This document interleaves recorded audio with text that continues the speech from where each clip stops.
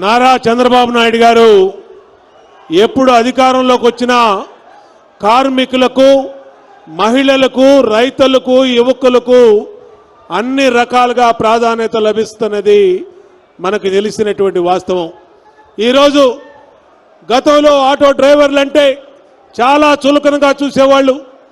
ఎక్కడా కూడా వాళ్ళని పట్టించుకోవడం కానీ వాళ్ళ గోడు వినటం కానీ అనేది ఎప్పుడూ కూడా చరిత్రలో లేదు. కానీ చంద్రన్న పరిపాలన వచ్చినాకే ఇవాళ ఆటో డ్రైవర్ అన్నకి ఒక గుర్తింపు, ఒక మర్యాద దక్కిందనేది వాస్తవాన్ని ఈ సందర్భంగా తెలియజేస్తా ఉన్నా, గుర్తు చేస్తా ఉన్నా.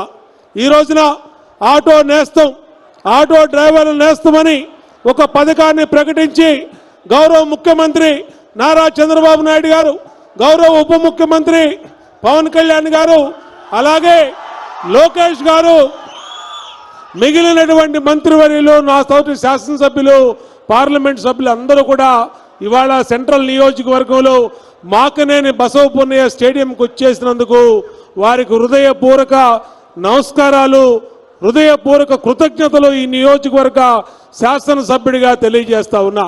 ఎప్పుడు కూడా ప్రజల కష్టాల్ని, కార్మికుల కష్టాల్ని విని ఆలకించి వాళ్ళకి ఎప్పుడు న్యాయం చేయాలో, ఎన్ని కష్టాలు, ఇబ్బందులు, సమస్యలు ఉన్నా వాళ్ళ ఆదుకోవటంలో ముందడుగు వేస్తున్నది ఈ కూటమి ప్రభుత్వం అనేది విషయం ఈ సందర్భంగా గుర్తు చేస్తా ఉన్నా. ఈరోజు ఇక్కడ భారతీయ జనతా పార్టీ రాష్ట్ర అధ్యక్షులు పెద్దల మాధవ్ గారు కూడా ఉన్నారు. కేంద్రం నుంచి అనేకమైన సహాయాలంతా ఉన్నాయి. ఈ రోజున సమస్యల్ని అధిగమించి, కష్టాల్ని అధిగమించి పేద వర్గాలకి సంక్షేమ పథకాలు చేయటంలో అన్ని రకాలుగా ముందుకు వెళ్తా ఉన్నాం.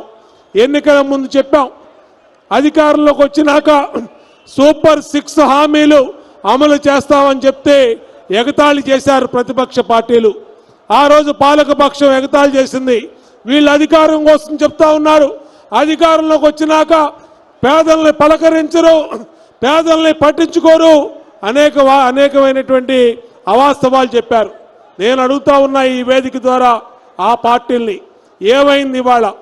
సూపర్ 6 సూపర్ హిట్ అయిందనే విషయాన్ని గుర్తు చేస్తా ఉన్నా. ఇది వాస్తవం కాదా అని అడుగుతా ఉన్నా. గతంలో ఇదే రాజకీయ పార్టీలు అమ్మఒడి అని 2019లో భార్య భర్తలు ఇంటింటికి వెళ్ళి చెప్పారు, ఎంతమంది పిల్లలు ఉంటే అంతమందికి ఇస్తామని. అధికారంలోకి వచ్చినాక అర్ధవడి చేసి ఒక బిడ్డకు మాత్రమే అమ్మఒడి అని చెప్పి తల్లికి ఉసురు తగిలే విధంగా చేశారు.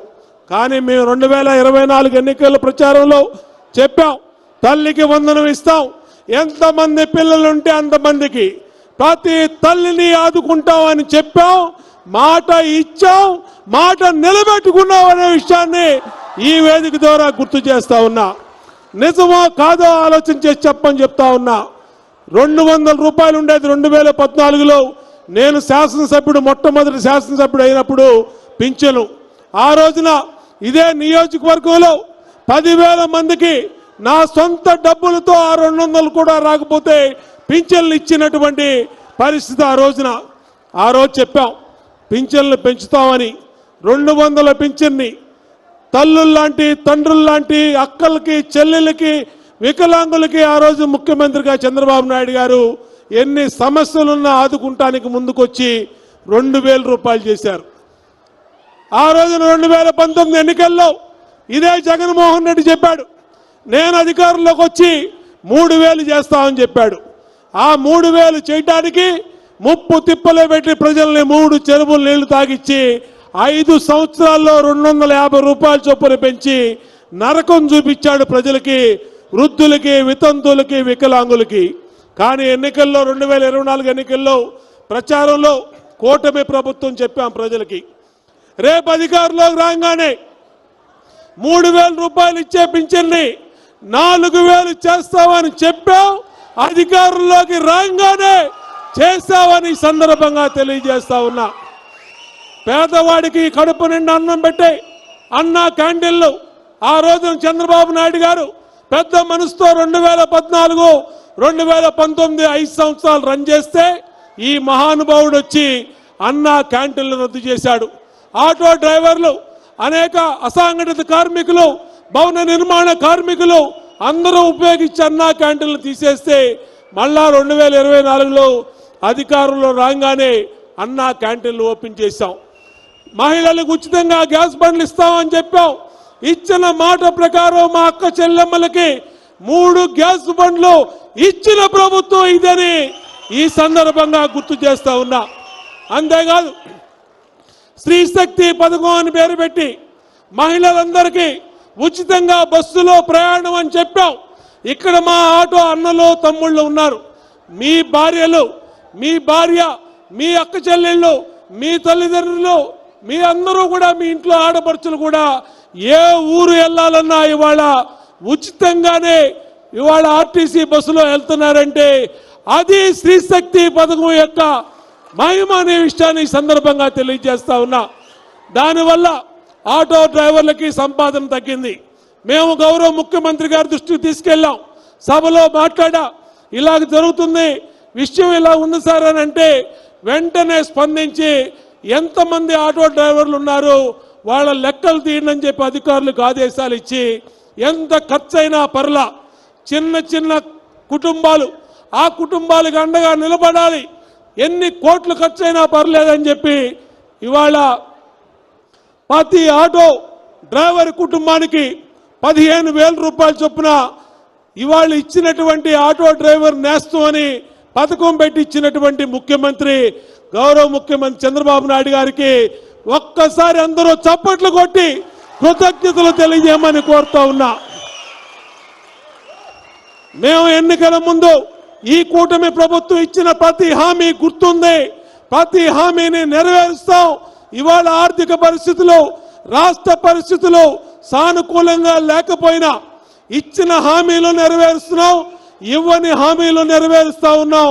డిఎస్సి పెట్టి 17,000 మందికి ఎన్ని సమస్యలున్నా గౌరవ మంత్రి నారా లోకేష్ గారి నాయకత్వంలో ఎన్ని అడ్డంకులు వచ్చినా ఆ పరీక్ష ఆపాలని ఎన్ని రకాలుగా చూసినా దాన్ని నిర్వహించి 17,000 మందికి మొన్ననే ఉద్యోగ నియామక పత్రాలు ఇచ్చి మన పిల్లలకి ఉద్యోగాలు ఇచ్చిన ప్రభుత్వం ఈ ప్రభుత్వం అని ఈ సందర్భంగా గుర్తు చేస్తా ఉన్నా. ఖచ్చితంగా ఇంకా ఆటో డ్రైవర్లకి ఈ 15,000 రూపాయలే సరిపోదు, ఇంకా చాలా చేయాలి, చాలా చేస్తాం. ఇచ్చిన హామీలు నెరవేరుస్తాం. ఏదైతే సంక్షేమ బోర్డు ఉందో ముఖ్యమంత్రి గారికి అన్ని విషయాలు అధికారులు తెలియజేశారు. సంక్షేమ బోర్డు విషయంలో కూడా ఈ ప్రభుత్వం తీవ్రంగా ఆలోచన చేస్తా ఉందనే విషయాన్ని తెలియజేసుకుంటూ తప్పనిసరిగా ఇప్పటికే గ్రీన్ ట్యాక్స్ ని తగ్గించడం జరిగింది. మొన్న అసెంబ్లీ సమావేశాల్లో బిల్లు పెట్టి గ్రీన్ ట్యాక్స్ ని ఆ రోజు సమావేశంలో సభలో మేము కూడా ఉన్నాం. ఆ రోజున గ్రీన్ ట్యాక్స్ ను కూడా తగ్గించడం జరిగింది. ఇంకా ఏదైతే ఆటో కార్మికుల, ఆటో డ్రైవర్ల సమస్యలు ఉన్నాయో ఆ సమస్యలన్నిటి మీద ఖచ్చితంగా రాబోయే రోజుల్లో మంత్రితో అధికారులతో మాట్లాడి తప్పనిసరిగా దాన్ని ప్రభుత్వం దృష్టికి తీసుకెళ్లి చర్యలు తీసుకుంటామని తెలియజేసుకుంటూ సమస్యల్ని పరిష్కరించినటువంటి మంత్రివర్గానికి గౌరవ ముఖ్యమంత్రి నారా చంద్రబాబు నాయుడు గారికి హృదయపూర్వక కృతజ్ఞతలు మరొకసారి తెలియజేసుకుంటూ అందరం కూడా ఇవాళ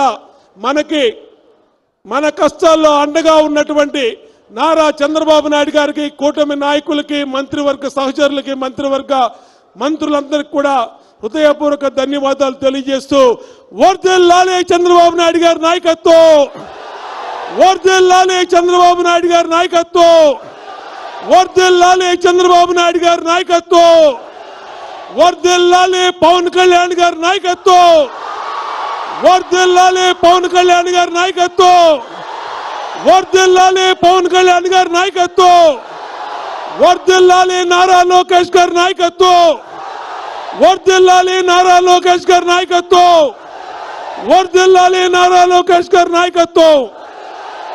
థ్యాంక్ యూ, ధన్యవాదాలు. Thank you sir.